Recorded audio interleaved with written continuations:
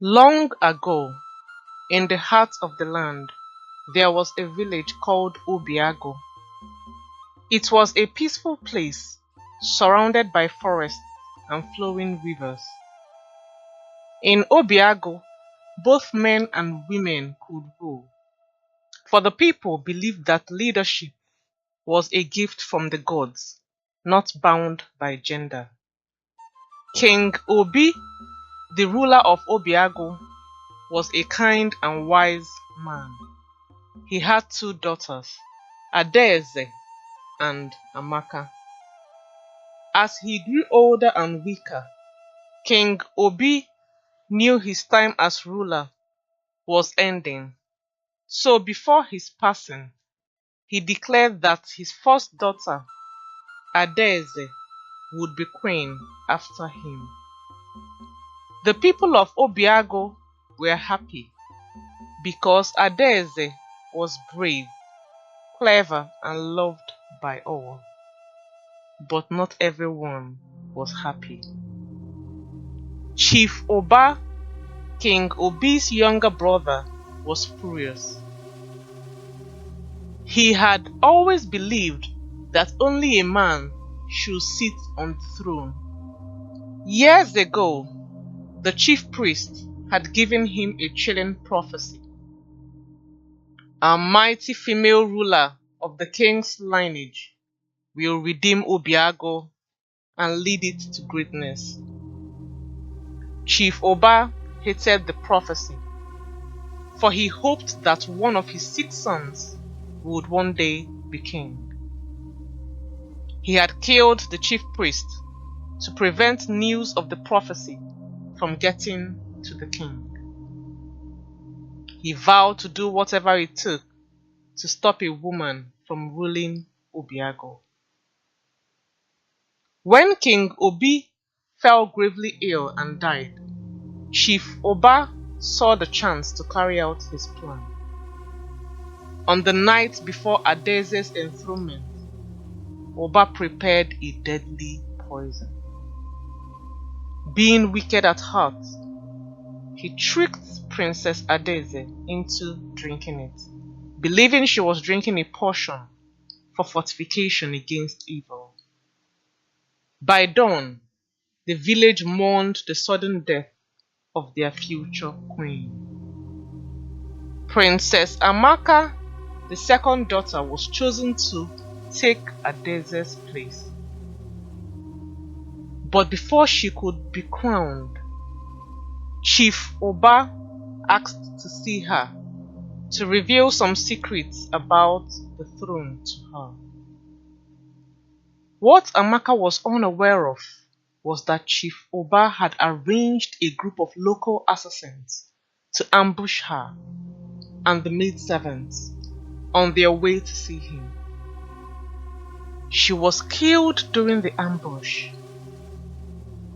When the villagers heard of the news of her death, fear and chaos spread through the village as the people began to whisper suspicions of curses and betrayal.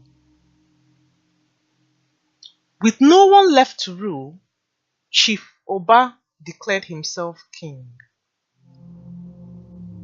The people of Obiago had no choice but to accept him, though their hearts were heavy. But from the moment Oba took the throne, Obiago began to suffer. Crops withered, rivers dried up, and hunger spread across the land. The people prayed and made sacrifices, but the gods remained silent. By the second year of his reign, Chief Oba had lost 3 sons. Desperate, he sought the wisdom of the local priestess of Mtele village, who is known for her great spiritual insights and healing abilities. She stood before the troubled king and spoke. "The gods are angry because you sit on a throne that is not yours. The throne belongs to the daughter of King Obi. Only she can save Obiagu. Chief Oba's heart raced with fear. He had killed both of King Obi's daughters. How could the gods demand the impossible? Then, an idea crept into his mind.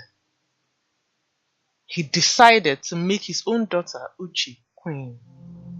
Surely, the gods would accept her. After all, she is female and related to the late King Obi.